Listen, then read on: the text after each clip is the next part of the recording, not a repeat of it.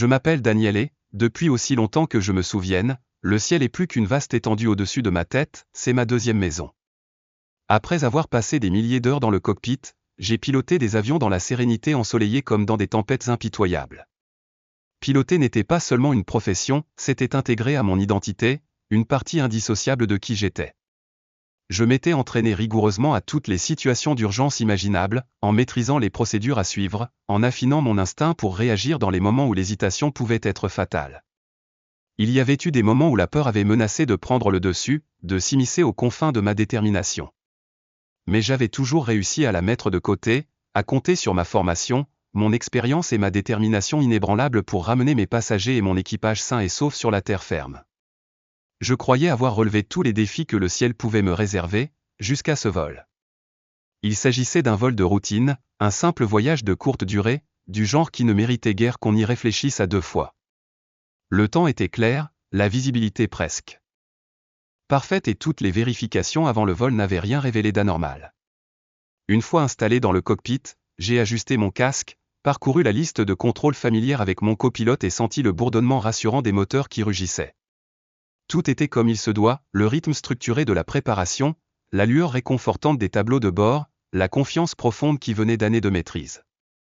Le décollage s'est déroulé sans problème. Nous avons grimpé régulièrement, perçant les nuages épars, la ville tentaculaire rétrécissant sous nos pieds jusqu'à n'être plus qu'un monde miniature en contrebas.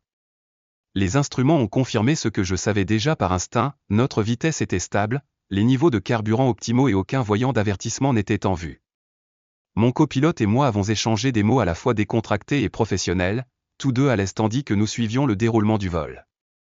Pendant un rare instant, je me suis permis de regarder par-dessus le pare-brise, admirant l'horizon infini qui s'étendait dans toutes les directions, un spectacle qui ne manquait jamais de me rappeler pourquoi j'aimais voler. Puis, la première anomalie est apparue. Au début, c'était à peine perceptible, un bref clignotement sur l'un des tableaux de bord, un minuscule éclair rouge qui disparut aussi vite qu'il était apparu. Je fronçai les sourcils, me penchant en avant pour enquêter, mais avant que je puisse réagir, un autre avertissement apparut. Puis un autre. En quelques instants, l'environnement calme et contrôlé du cockpit a été brisé.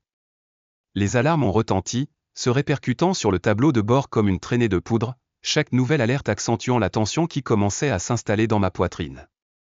Le système hydraulique est en panne, a signalé ma copilote, sa voix mesurée mais manifestement tendue.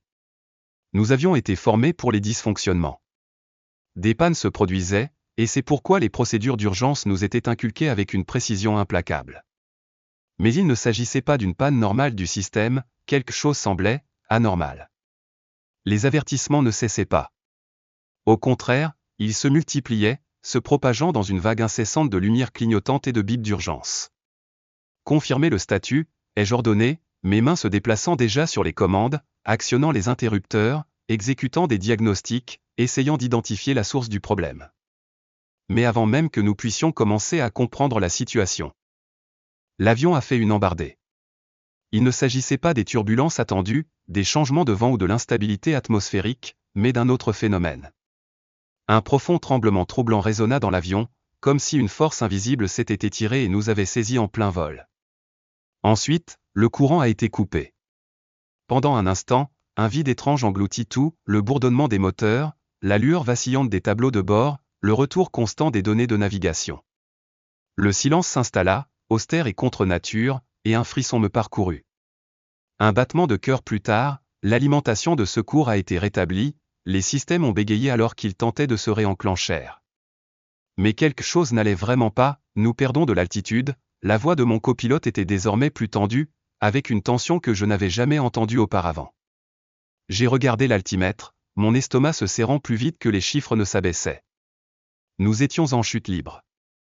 Agrippant les commandes, je me suis battu pour stabiliser la descente, mais elles m'ont résisté insensible, lente, comme si l'avion lui-même n'était plus disposé à obéir. Ce n'était pas la norme. Ce n'était pas quelque chose que nous pouvions dépanner, rediriger ou contourner manuellement. Quelque chose nous tirait vers le bas.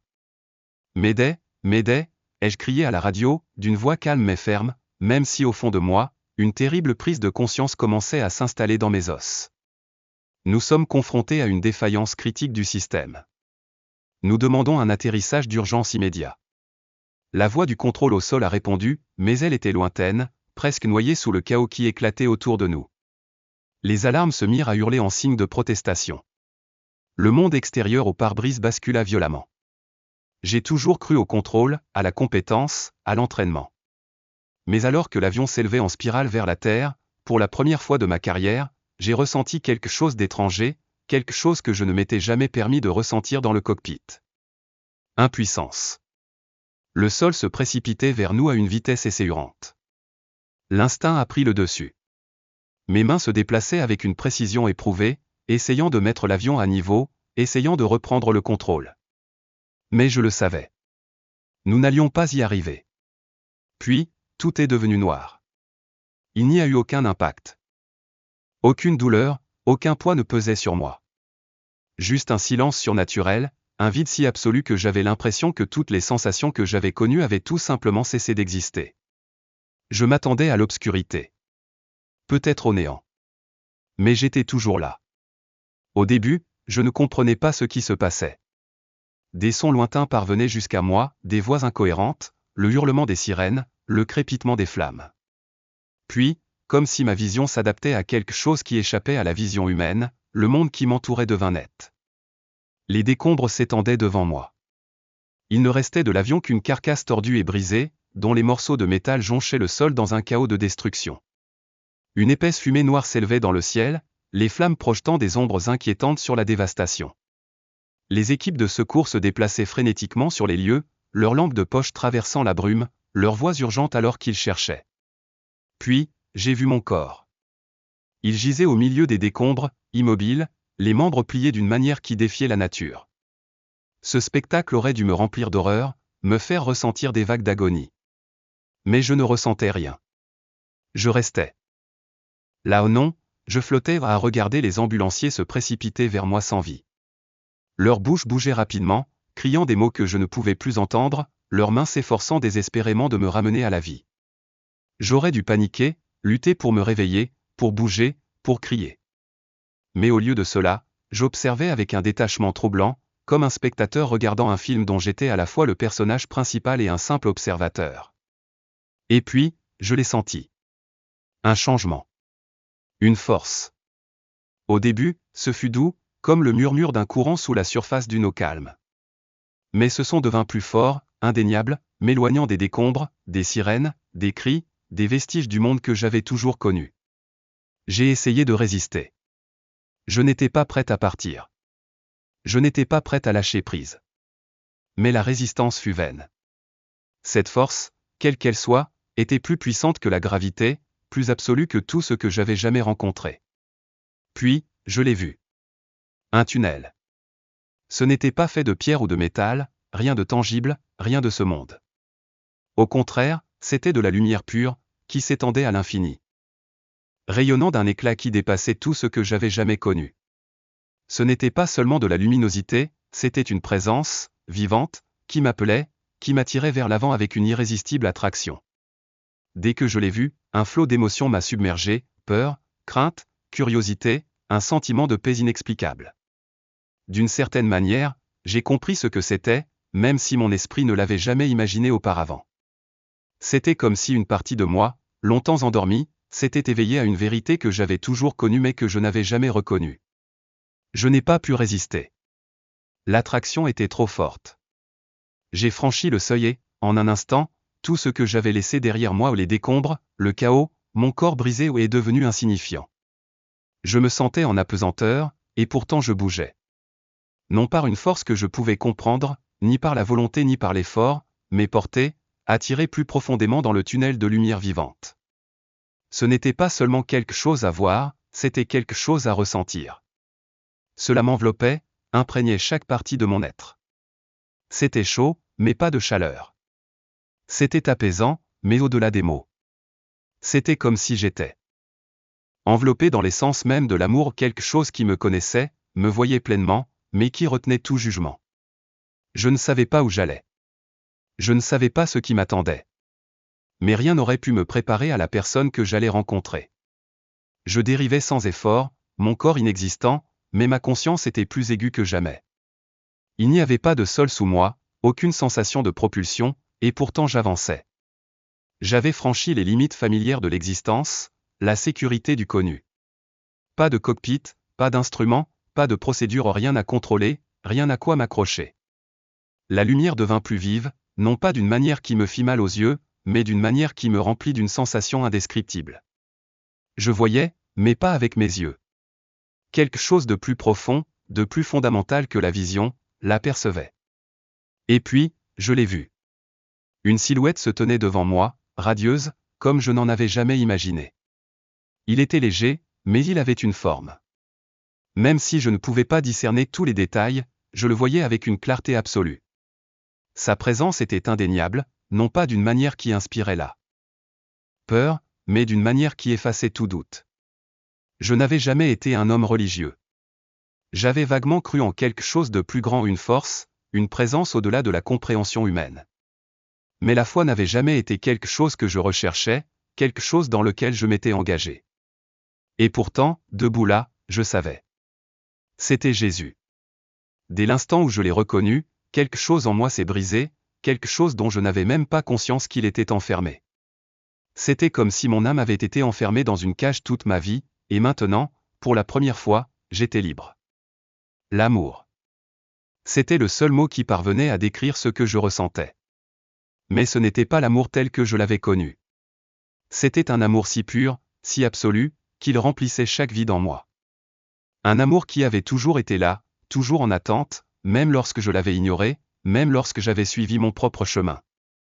Je ne pouvais plus parler. Mes pensées, mes doutes, mes peurs, rien de tout cela n'avait plus d'importance. Puis, il a parlé. Daniel. Mon nom, prononcé par lui, a provoqué une onde de choc dans tout mon être. Ce n'était pas seulement le fait d'entendre mon nom, c'était le fait d'être connu, complètement et totalement. Connu d'une manière plus profonde que je ne l'avais jamais été moi-même. Vous êtes ici parce que votre heure n'est pas venue, dit Jésus. Sa voix était ferme, pleine d'autorité et pourtant imprégnée d'une incommensurable bonté. Je ne pouvais pas répondre. Les mots me manquaient. Mon esprit s'efforçait de donner un sens à ce qui se passait, mais mon âme comprenait déjà. Il s'est rapproché. J'aurais dû tomber à genoux, mais je ne l'ai pas fait. Il m'a tenu, non pas avec ses mains, mais avec sa présence. Il y a quelque chose que vous devez voir, a-t-il poursuivi. Vous avez une mission à accomplir. Je me tenais devant lui, immobile, bouleversé par la simple réalité de sa présence.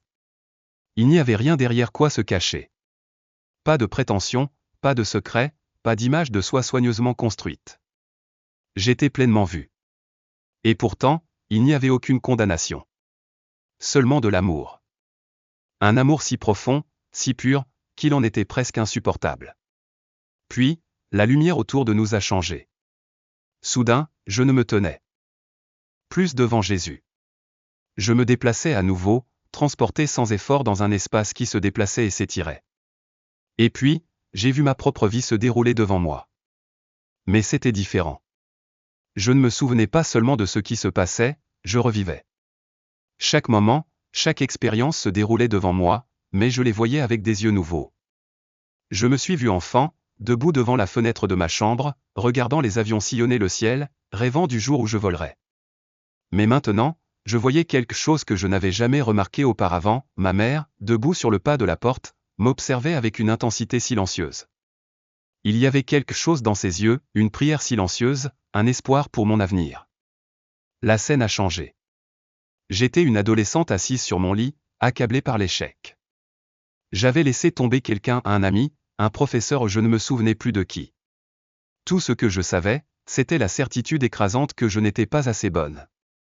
Et puis je l'ai vu. Jésus était là. Pas visiblement, mais sa présence m'entourait. Il m'attendait. Il me surveillait. Il voulait que je me tourne vers lui. Mais je ne l'ai jamais fait. Scène après scène se déroulait devant moi. Des moments où j'avais douté, où j'avais laissé la peur dicter mes choix. Mais il y avait aussi des moments que j'avais négligés, de petits gestes, des mots gentils, des interactions fugaces. Et maintenant, j'en voyais l'impact. J'ai assisté à une conversation avec un collègue pilote, un moment d'encouragement qui l'a empêché de s'en aller. J'ai vu comment ce choix l'a conduit vers une carrière qui lui permettrait un jour de sauver des vies. J'ai vu un ami en deuil que j'avais réconforté, qui a trouvé la force de continuer à avancer à ce moment-là. Tout était connecté. Les larmes me montèrent aux yeux quand je compris la vérité. Je n'avais jamais été insignifiante. Aucun d'entre nous ne l'était. Chaque choix comptait. J'avais passé ma vie à me concentrer sur mon propre chemin, mes propres ambitions, sans jamais me rendre compte des répercussions que mes actions pouvaient avoir.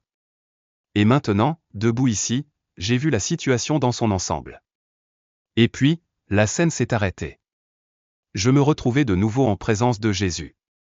Ses yeux exprimaient un amour que je parvenais à peine à saisir, mais ils exprimaient aussi une attente. Tu as été fait pour plus que ça, dit-il. Ces mots ont pénétré au plus profond de moi. Ma vie avait été un cadeau, pleine de sens que je n'avais pas su voir. Et maintenant, j'avais le choix.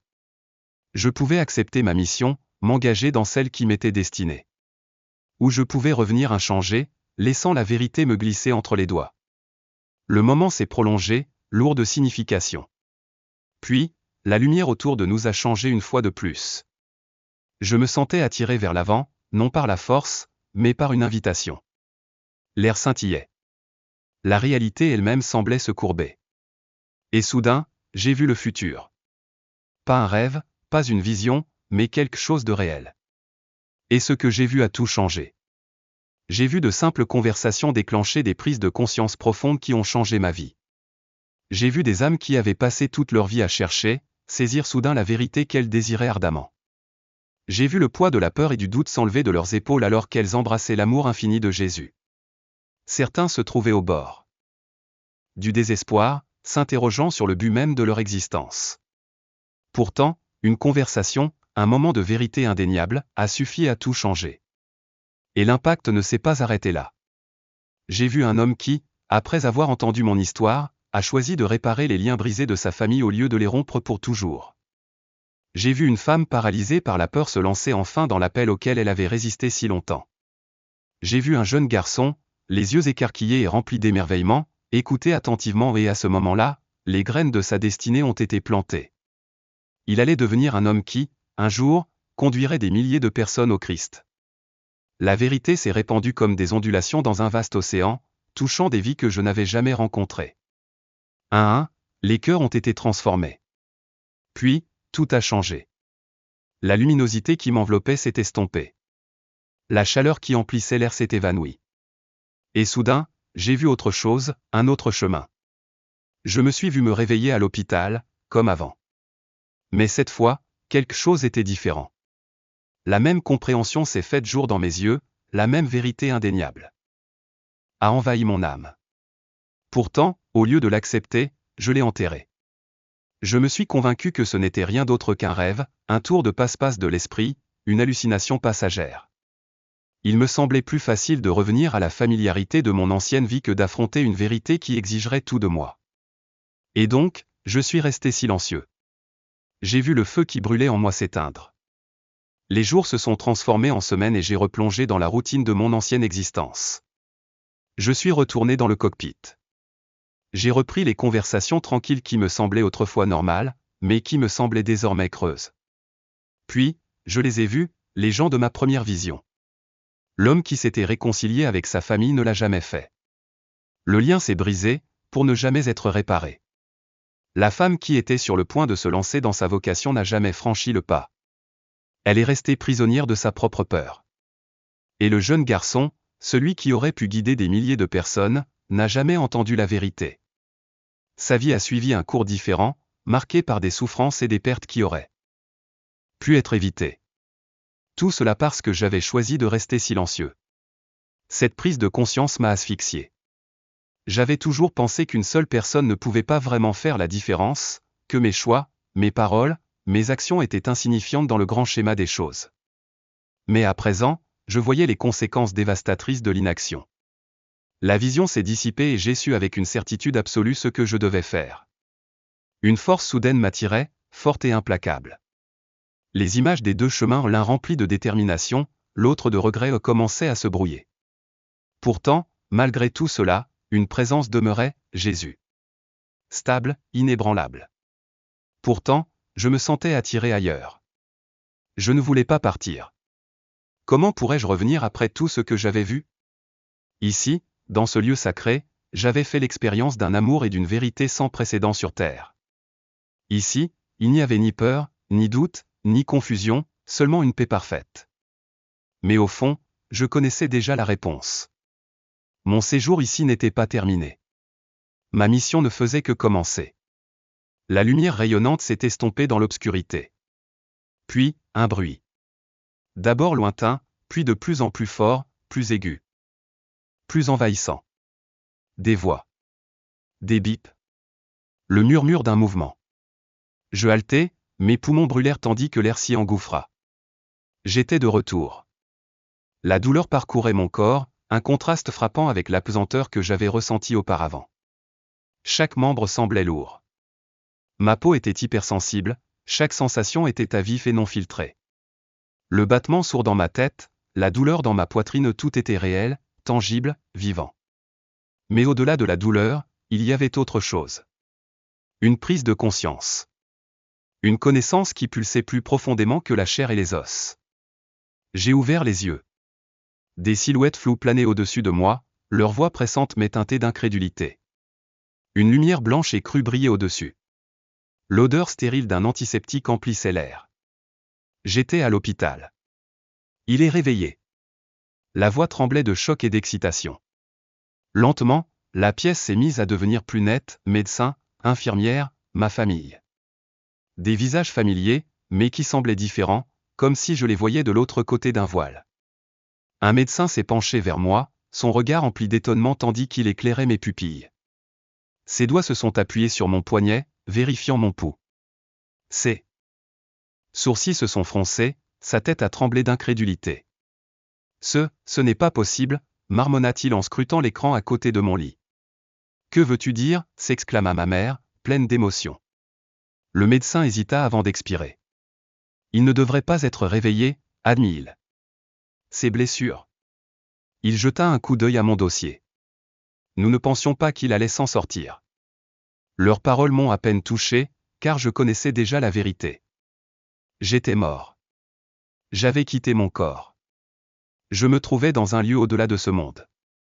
J'avais regardé Jésus lui-même dans les yeux. Et maintenant, j'étais de retour.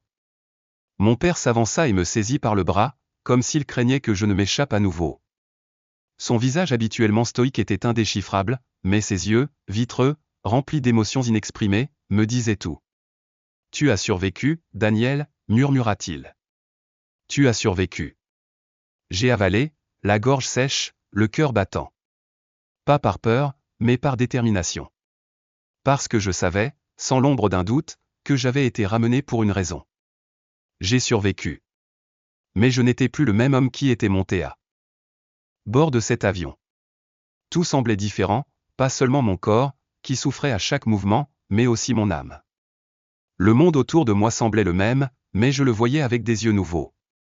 Les bips des moniteurs, les murs blancs, les visages soulagés de ma famille, tout cela semblait lointain, comme des échos d'une vie passée à laquelle je ne pourrais jamais revenir complètement. Au début, j'ai eu du mal à mettre des mots sur mon expérience. Comment pourrais-je expliquer quelque chose d'aussi vaste, qui dépasse l'entendement humain? Comment pourrais-je décrire le fait d'être en présence de Jésus, de ressentir son amour, de voir la vérité de l'existence mise à nu? Chaque fois que j'essayais de parler, le poids de tout cela me faisait hésiter. Est-ce que quelqu'un me croirait? Au début, ma famille était simplement ravie que je sois en vie. Les médecins étaient déconcertés, incapables d'expliquer ma guérison. Mais à mesure que les jours passaient, leur soulagement a fait place à l'inquiétude. Je n'étais plus la même. Les choses qui comptaient autrefois, ma carrière, mes ambitions, mes projets me semblaient désormais insignifiantes. Mon esprit était absorbé par la vision qui m'avait été donnée, par le message que Jésus m'avait confié. Je ne pouvais pas retourner à mon ancienne vie. Alors, j'ai commencé à parler.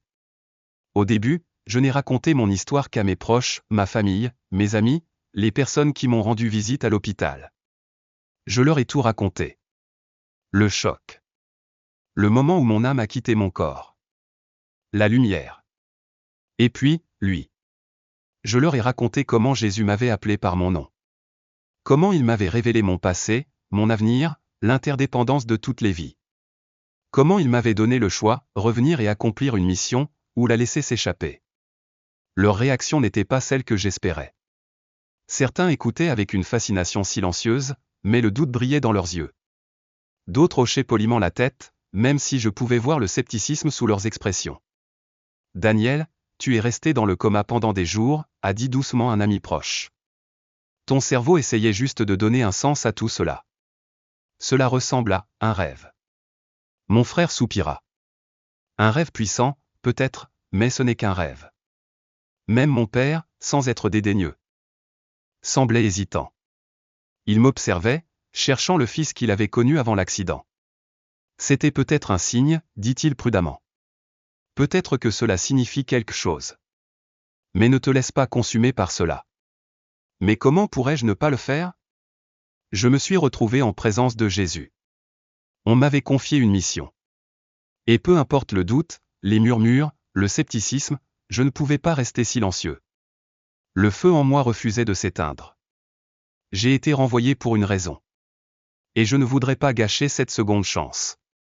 Si j'avais gardé cette expérience pour moi, si j'avais laissé la peur et le doute me faire taire, je n'aurais pas été meilleur que l'homme que j'avais vu dans cette deuxième vision, celui qui a gâché sa deuxième chance. Cette pensée me hantait. Je savais que je ne pouvais pas laisser l'hésitation me priver du but qui m'avait été assigné. J'ai donc commencé à m'adresser à des personnes qui ne faisaient pas partie de mon cercle immédiat. Au début, j'ai cherché à rencontrer d'autres personnes qui avaient rencontré l'inexplicable, des gens qui avaient survécu à des expériences de mort imminente et qui étaient revenus avec des histoires qu'ils avaient du mal à exprimer avec des mots. Et je les ai trouvés. Ils viennent de tous les horizons, représentant différentes cultures, croyances et croyances. Pourtant, malgré nos différences, nous avions tous entrevu quelque chose au-delà de ce monde. Certains avaient vu la lumière mais ne savaient pas quoi en faire. D'autres avaient ressenti une présence d'amour écrasante, mais hésitaient à l'appeler Jésus. J'écoute. J'ai partagé mon histoire. Et pendant que je le faisais, quelque chose de remarquable s'est produit, certains d'entre eux ont commencé à le voir aussi. Il y avait ceux qui étaient depuis longtemps restés à la limite de la croyance, incertains, peu disposés à s'engager. D'autres étaient des sceptiques endurcis, convaincus que la mort était la fin ultime. Mais quand ils ont entendu ce que j'avais vu, Jésus m'appelant par mon nom, l'effet d'entraînement indéniable de chaque vie, la mission qu'il m'avait confiée, quelque chose a changé en eux. Au début, c'était subtil, des questions posées à voix basse, de la curiosité cachée derrière des mots prudents, des moments de réflexion tranquille où ils pensaient que personne ne les regardait. Mais ensuite, certains d'entre eux, certainement pas tous, mais suffisamment, ont commencé à en vouloir davantage. Ils ont commencé à poser des questions sur Jésus. Et à ces moments-là, je l'ai ressenti une confirmation au plus profond de mon âme. C'est pour cela que j'ai été renvoyé. Alors je ne me suis pas arrêté. J'ai parlé à tous ceux qui voulaient bien m'écouter, amis, collègues, voire même inconnus. J'ai activement cherché des occasions de partager mon histoire, même si je savais que je pourrais être ridiculisé. J'ai fait du bénévolat dans ma communauté, en intervenant dans des groupes de rétablissement, des hôpitaux, des églises et même des écoles. Tout le monde ne m'a pas accueilli. Certains m'écoutent poliment avant de me renvoyer. D'autres étaient carrément hostiles. Plus d'une fois, on m'a demandé de partir. Tout le monde n'était pas prêt à entendre ce que j'avais à dire. Mais certains l'étaient. Il y avait toujours des gens qui me prenaient à part après coup, la voix basse, le regard scrutateur. « Pouvons-nous parler » demandait-il avec hésitation. Je ne sais pas pourquoi, mais quelque chose dans votre histoire m'a fait réfléchir. Dis-m'en plus. J'ai rencontré des gens dans leurs moments les plus sombres, des gens qui se débattaient, cherchaient désespérément un sens, de l'espoir, quelque chose de plus grand qu'eux-mêmes. Beaucoup avaient perdu la foi, convaincus que si Dieu était réel, il les avait abandonnés depuis longtemps. Et je leur ai dit la vérité. Je leur ai parlé de l'amour que j'avais ressenti en sa présence, un amour qui voyait tout, chaque échec, chaque erreur, chaque moment de doute, et qui m'accueillait quand même à bras ouverts. Certains ont écouté et sont partis, ne voulant pas ou ne pouvant pas croire. Mais certains sont restés. Certains ont posé plus de questions. Certains voulaient connaître Jésus. Chaque jour, ma mission devenait plus claire. Mais la clarté s'accompagne de résistance. Au début, L'opposition était modérée, des rejets discrets, des silences gênés lorsque je parlais, des hochements de tête polis suivis de changements rapides de sujet. Mais à mesure que je devenais plus audacieuse en partageant ma vérité, la résistance diminuait. J'ai perdu des amis. Les gens dont j'avais été proche ne voulaient plus rien avoir à faire avec moi. Ils pensaient que j'avais trop changé. Ils n'ont pas reconnu l'homme que j'étais devenu, et peut-être ne l'ont-ils pas voulu. Avant, j'étais un homme pratique, ancré.